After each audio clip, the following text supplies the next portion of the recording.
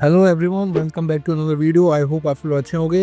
तो देखो, आज इस वीडियो में हम दो चीज़ बात करेंगे, गोल्ड और सिल्वर के बारे में, ठीक है। और सिल्वर का अगर आपको याद होगा मेरे मेरे पुराने वीडियोस जो कि मैंने यहाँ पर बनाया था, एक क्रैश की बात हो रही थी जब, तब मैंने एक वीडियो बनाया था 23 अक्टूबर को।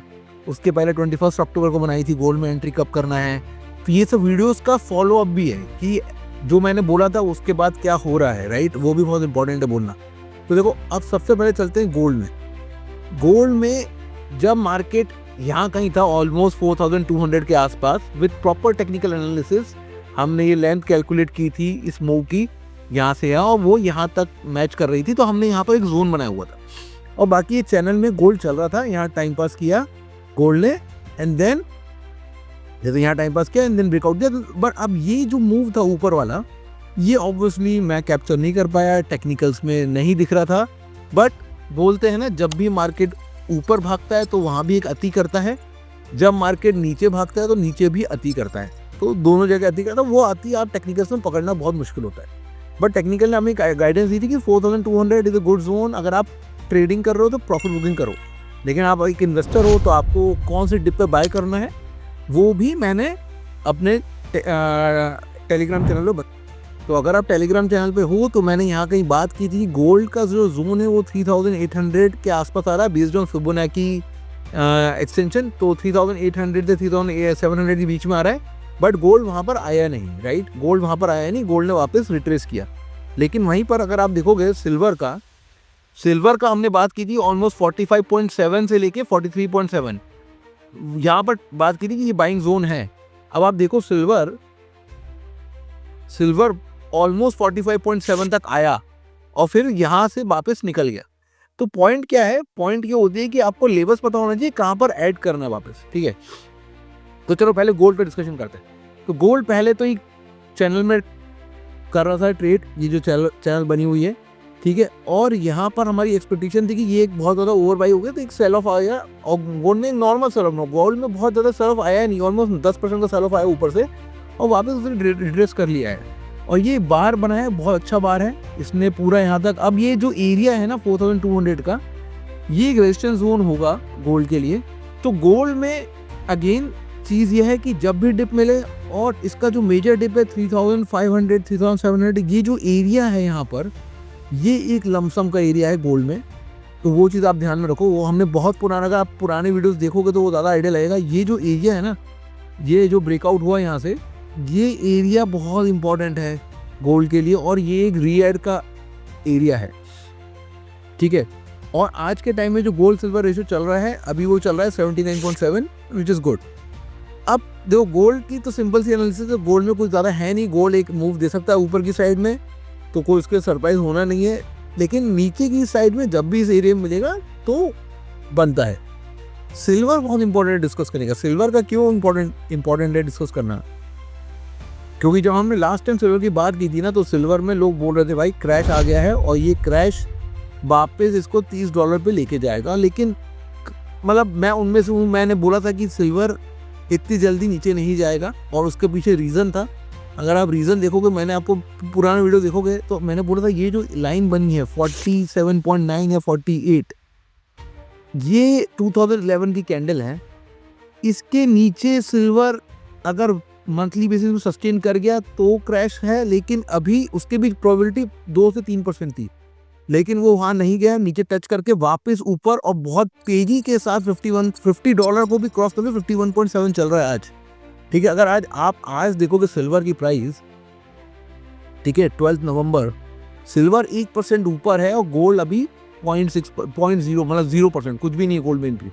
तो अगेन हमारी क्या बात हुई थी? हमारी बात ये हुई थी कि सिल्वर अभी ख़त्म नहीं हुआ है, सिल्वर में एक आखिरी मूव बाकी है। और उसके पीछे का रीज़न क्या था, अगर आपको याद होगा तो उस बार रिकॉल करना, मैं आपको बताता हूँ। उसके पीछे का रीज़न था दो चीज़। एक है dollar index, US dollar index यहाँ से गिरेगा, ठीक है, ये बढ़ा, लेकिन यहाँ से अब गिरने के लिए और वापस रिटेस्ट करने आएगा तो ये गिरेगा। दूसरा, gold silver ratio. Gold silver ratio कभी भी जब ये टॉप बन रहा था ना, तब भी गोल्ड सिल्वर रेशियो 83-84 के आसपास था। तो कभी भी सिल्वर में टॉप 83-84 पे नहीं बना है। अब हो सकता है ये जो एरिया है, हम लोग जो गोल्ड सिल्वर रेशियो की बात कर रहे हैं 65 या 70 की भी बात करते हैं, अगर आप देखोगे 75 70, ये जो लाइन है, ये लाइन जब गोल्ड सिल्वर रेशियो यहाँ टच कर जाए 75 के आसपास, तो वहाँ पर आपको पार्शियल प्रॉफिट बुकिंग करना बनता है और उस पैसे से आप वापस उसे री इन्वेस्ट कर सकते हो जब गोल्ड सिल्वर रेशियो वापस 85 86 चला जाए। तो कहने का मतलब ये है, पहली चीज़ 48 एक बहुत क्रूशियल लेवल है गोल्ड सिल्वर के लिए। दूसरी चीज़ हमने यहाँ बात की थी कि 9 वीक से लगातार भाग रहा है, अब एक करेक्शन ड्यू है, ठीक है। तो एक करेक्शन आया, नॉर्मल करेक्शन, और देखो ये जो करेक्शन आया है ना पूरी वीकली कैंडल, वो इस वीक में पूरी ख़त्म कर दी है, बेसिकली इसको पूरा एनगल्फ कर दिया है। अभी वीक ख़त्म नहीं हुआ है, अभी 2 दिन और हैं, लेकिन ये जो पूरी कैंडल है, ये रेड कैंडल, इसको पूरी इस ग्रीन कैंडल ने ख़त्म कर दिया। मतलब बायर इस वापस एक्टिव, कुछ चल रहा है, हमें नहीं पता, चार्ट सब कुछ कहता है, तो हम न्यूज़ पे नहीं जाएंगे, हम चार्ट पे जाएंगे, ठीक है। अब एक चीज़ और इंटरेस्टिंग है इसमें, मैं आपको बताता हूँ।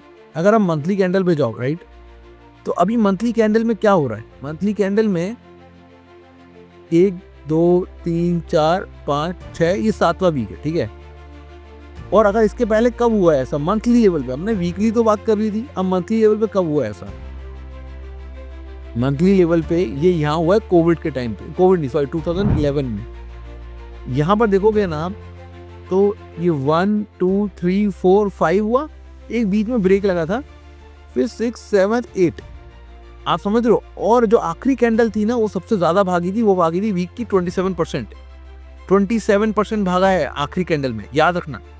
तो अगर हम इसे एक एक्सेप्शन ले लेते हैं, तो 1 2 3 4 5 6 7 8 9 महीने तक भागा। अगर 9 भी नहीं मांगो तो 8 मान लो, 8 महीने तक भागा लगातार सिल्वर, ठीक है। सिमिलरली अगर आप यहाँ जाओगे तो अभी क्या दिख रहा है, 1 2 3 4 5 6 7, तो अभी भी एक बड़ी कैंडल हो सकता है 60 64 तक चला जाए, और उसको हम कैलकुलेट कर लेते हैं और हम मानते हैं गोल्ड ज़्यादा भागेगा नहीं, गोल्ड अपने ऑल टाइम हाई के पास ही जा पाएगा, ठीक है। हम मान रहे हैं कि गोल्ड अपने ऑल टाइम हाई के पास जाएगा, तो गोल्ड जाएगा मान लो 4200, और सिल्वर को अगर हमें गोल्ड सिल्वर रेशियो 75 करना है, तो सिल्वर 56 दिखा रहा है यहाँ पर, राइट। और अगर गोल्ड अपना ऑल टाइम हाई के पास जाता है, ऑल टाइम हाई क्या है गोल्ड का, 4300 या 4400 मान लो, मोटा मोटा 4400 डिवाइडेड बाई, हम 75 को लेके चल रहे हैं अपना 58 59, तो एक झटका 60 तक का सिल्वर दे सकता है अभी भी, अगर इसी टाइप से चीज़ें चलती रहीं तो, ठीक है। तो ये पॉइंट आपको क्लियर होगा।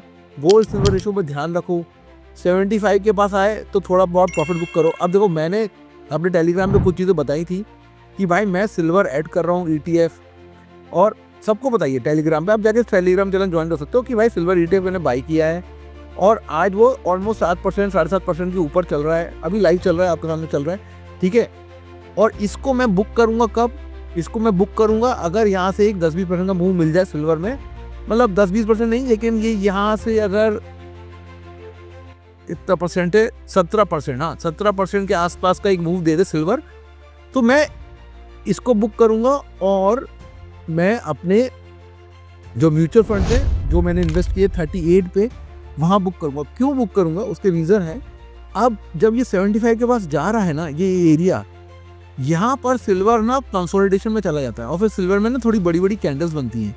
तो आप ये देख रहे होगे, जब भी ये 75 के पास जा रहा है, अभी तो ये 80 के पास से ही रिवर्स कर गया था, लेकिन अभी 75 के पास जाएगा ना, तो ये इंपॉर्टेंट सपोर्ट जोन है गोल्ड सिल्वर रेशियो का। और आपको अगर याद होगा, हमने गोल्ड सिल्वर रेशियो के बारे में बात की थी, उसको मैं दिखा देता हूँ यहाँ पर आपको। तो हमने लास्ट वीडियो में ना गोल्ड सिल्वर रेशियो के चैनल के बारे में बात की थी। ये चैनल जो बना हुआ था, ये यहाँ कहीं पर था चैनल में, ठीक है। और मैंने बोला था ये टॉप ऑफ द चैनल है, ये यहाँ से कभी भी गिर सकता है, और देखो अभी गिरना चालू हो रहा है। तो अब इसका वर्स्ट केस सिनेरियो क्या है, वर्स्ट केस सिनेरियो ये है, सॉरी नॉर्मल केस सिनेरियो क्या है, नॉर्मल केस सिनेरियो ये है कि ये 78 तक चला जाए, लेकिन जिस तरीके से गिर रहा है, लग नहीं रहा 78 ये इसको तोड़ेगा, और ये हो सकता है 74 75 जो हमने बात की है।